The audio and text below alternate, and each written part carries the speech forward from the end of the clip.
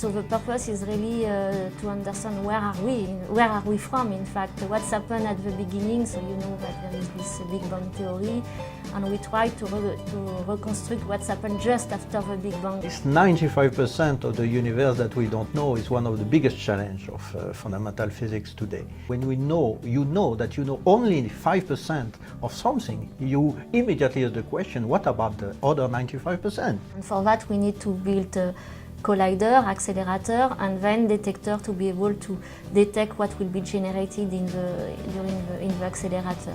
Our aim is to detect all which is not detectable, and at least to convert which is not visible to visible. When the particle goes through the crystal will generate light, and it's the intensity of the light that we measure is proportional to the incident, the energy of the incident particles. There is a fantastic opportunity which has been opened by our Japanese colleagues a few years ago, which is a completely new production technology of crystal, which is called the micro pulling down technique, which allows to produce crystal in the form of fibers. It's a cutting edge because we will be able, for example, up to now we use big crystals, but if we master the production on fiber at a reasonable cost, we can imagine to replace this big crystal by fiber, and then we will have a much better granularity and with flexibility, and not only for high energy physics but also for other applications like medical imaging.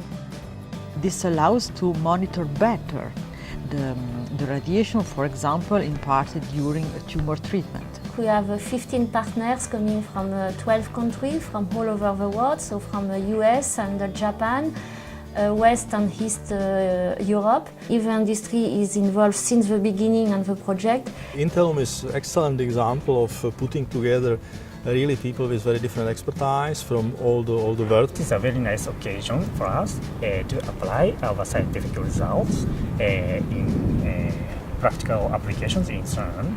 This project is definitely cutting edge. And now it seems to us that the world is working on that. This is exciting.